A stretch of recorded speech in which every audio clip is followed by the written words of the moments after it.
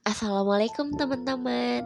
Perkenalkan, nama saya Rati Kamadewi dari kelas 12 IPS 4 SMAN 74 Jakarta. Kali ini saya akan menayangkan hasil presentasi yang telah saya buat dengan tema revolusi industri. Jika kita bicara tentang revolusi industri, apa sih pengertian dari revolusi industri itu?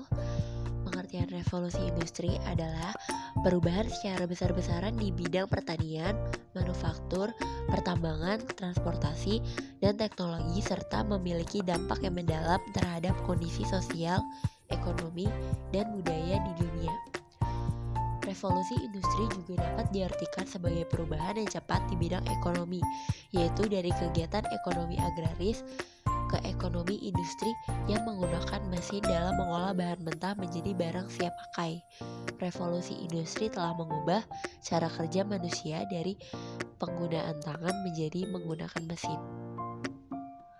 Revolusi industri dimulai dari Inggris Raya dan kemudian menyebar ke seluruh Eropa, Amerika, Jepang, dan akhirnya ke seluruh dunia. Pemicu semakin berkembangnya revolusi industri adalah dengan ditemukannya mesin uap oleh James Watt pada tahun 1796. Oleh karena itu, ia mendapat gelar sebagai Bapak Revolusi Industri. Latar belakang revolusi industri. Yang pertama, terjadinya revolusi ilmu pengetahuan pada abad ke-16. Pada saat itu, muncul para ilmuwan-ilmuwan seperti Francis Bacon, René Descartes, Galileo Galilei, Copernicus, Isaac Newton, dan lain-lain. Kemudian juga karena faktor ditunjang adanya lembaga-lembaga riset seperti Royal Society of Improving Natural Knowledge, kemudian juga ada The Royal Society of England, terus juga ada The French Academy of Science, dan sebagainya. Nah, itu juga yang mempengaruhi dari luar munculnya revolusi industri. Yang kedua ada Patent Act, yaitu sebuah kebijakan pemberian hak paten resmi kepada para penemu pada tahun 1602. Yang ketiga, situasi politik yang stabil atau lebih dikenal sebagai Bill of Rights pada tahun 1688. Yang keempat, keamanan dalam negeri Inggris yang terjamin. Yang kelima, Inggris cukup banyak memiliki bahan baku industri. Yang keenam, Inggris memiliki daerah jajahan yang luas. Yang ketujuh, terjadinya arus urbanisasi yang besar akibat revolusi agraria. Yang kedelapan, penemuan mesin uap oleh James Watt pada tahun 1776. Nah, di sini di tabel ini ada beberapa tokoh penemu di era revolusi industri yang bisa kalian baca. Nah, di sini juga ada peta pusat industri dan pertambangan di Inggris beserta keterangannya yang bisa kalian pahami. Proses revolusi industri. Nah, di sini ada pra-revolusi industri. Yang pertama, Perang Salib merupakan peperangan antara penguasa Romawi dengan Turki untuk memperebutkan daerah-daerah suci di Timur Tengah. Yang kedua, revolusi agraria, yaitu perubahan cara bercocok tanam dari cara tradisional berubah ke cara modern untuk meningkatkan produktivitas pertanian. Keadaan sosial ekonomi di Indonesia maupun di Eropa sebelum revolusi industri pada abad pertengahan, yaitu kehidupan Eropa diwarnai dengan sistem feodalisme yang mengandalkan sektor pertanian yang lazim, yang disebut juga sebagai latifundia atau pertanian tertutup. Hubungan perdagangan antara Eropa dengan dunia timur atau Timur Tengah dan Asia lainnya tertutup setelah perdagangan di Laut Tengah dikuasai oleh para pedagang Islam pada abad ke-8 sampai dengan abad ke-14. Nah, dengan meletusnya Perang Salib tahun 1091 sampai 1096, hubungan Eropa dengan dunia timur hidup kembali. Muncul kota-kota dagang antara lain seperti Genoa, Flores, dan Venesia yang semula menjadi pusat pemberangkatan pasukan salib ke Yerusalem, maka sekarang dijadikan sebagai pusat perdagangan. Lahirnya kembali kota-kota dagang, diikuti dengan munculnya kegiatan industri rumahan atau home industry. Dari kegiatan ini muncullah yang namanya Hilda Apa sih itu Hilda? Hilda itu perkumpulan dari para pengusaha sejenis yang mendapat monopoli dan perlindungan usaha dari pemerintah. Nah, mereka tuh akhirnya hanya memproduksi jika hanya pesanan dan hanya satu jenis barang yang diproduksi. Melalui revolusi industri, Inggris menjadi negara modern.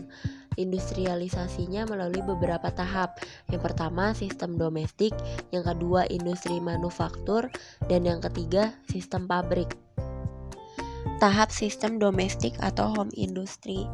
Ciri-ciri home industry yaitu para pekerja bekerja di rumah masing-masing dengan alat yang mereka miliki sendiri. Ya, terus yang kedua, ciri home industry atau domestik ini bahkan kerajinan diperoleh dari pengusaha yang setelah selesai dikerjakan disetorkan kepadanya. Berarti dalam hal ini mereka mengambil bahan dari pengusaha, mereka mengerjakan di rumah dan disetorkan kembali. Nah, yang ketiga dari ciri dari home industry ini adalah upaya yang diperoleh berdasarkan jumlah barang yang dikerjakan.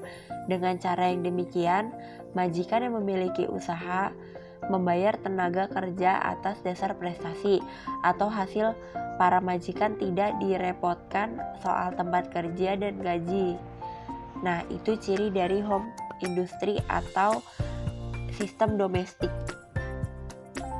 Terus tahapan berikutnya ada yang namanya sistem manufaktur. Setelah kerajinan industri makin berkembang, diperlukan tempat khusus untuk pekerja agar majikan dapat mengawasi dengan baik cara mengerjakan atau produksinya. Ciri-cirinya yang pertama dikerjakan di rumah majikan, yang kedua mempunyai pekerja kurang dari 10, yang ketiga rumah sebagai tempat tinggal dan tempat bekerja. Nah, sistem manufaktur itu biasanya pabriknya ada di bagian belakang rumah majikan, rumah bagian tengah untuk tempat tinggal, dan bagian depannya untuk toko untuk menjual produknya. Terus, hubungan majikan dengan pekerja atau buruh lebih akrab karena tempat kerjanya jadi satu dan jumlah buruhnya masih sedikit. Kemudian, sistem manufaktur juga barang-barangnya yang dibuat masih berdasarkan pesanan. Nah, yang terakhir itu factory system. Ciri-cirinya yang pertama, pembuatan barang dikerjakan dengan mesin. Yang kedua, mesin barang diproduksi secara massal. Dan yang ketiga, tempat bekerja ada pada lokasi khusus. Dampak revolusi industri bagi negara Eropa. Dalam bidang ekonomi, yang pertama, keuntungan yang berlipat didapatkan oleh kaum kapitalis karena biaya produksi tidak besar.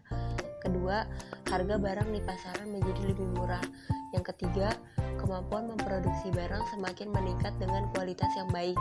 Yang keempat, lalu lintas perdagangan menjadi normal. Yang kelima, munculnya paham kapitalisme modern.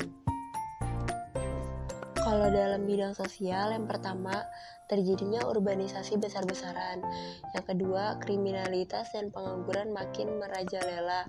Yang ketiga, munculnya golongan pengusaha. Yang keempat, adanya kesenjangan antara majikan dan buruh. Yang kelima, munculnya gojongan sosialis yang bertujuan untuk memperjuangkan hak-hak buruh. Yang keenam, karena penggunaan alat-alat industri modern, banyak terjadi PHK dan pemotongan upah buruh. Akibatnya terjadi kesenjangan antara buruh dan pemilik modal. Nah, kalau dalam bidang politik, yang pertama, berkembangnya sistem imperialisme modern. Yang kedua, berkembangnya paham liberalisme.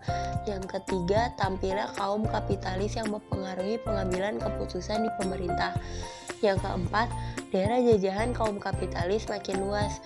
Yang kelima, terjadinya perang antara negara Eropa. Yang keenam, berkurangnya golongan aristokrat atau bangsawan di masyarakat. Yang ketujuh, seiring terjadi kerusuhan kaum buruh untuk menentang kebajikan majikan. Bentuk-bentuk antisipasi dampak buruk revolusi industri. Yang pertama, Catholic Emancipation Bill pada tahun 1829. Undang-undang ini mengatur tentang persamaan hak antara pemeluk Protestan dan Katolik untuk menjadi pegawai negeri. Yang kedua, Reform Bill pada tahun 1832, merupakan undang-undang yang menetapkan cara pemilihan terhadap anggota parlemen. Yang ketiga, Abolition Bill pada tahun 1833. Undang-undang ini memberikan aturan untuk menghapus sistem perbudakan.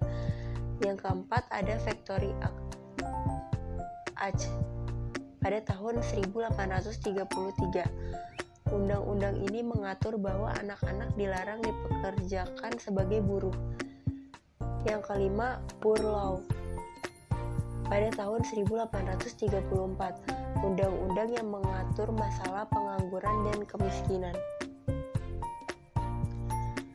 Dampak revolusi industri bagi Indonesia dalam bidang politik. Yang pertama, lahirnya imperialisme modern di Indonesia yang diusung oleh Belanda.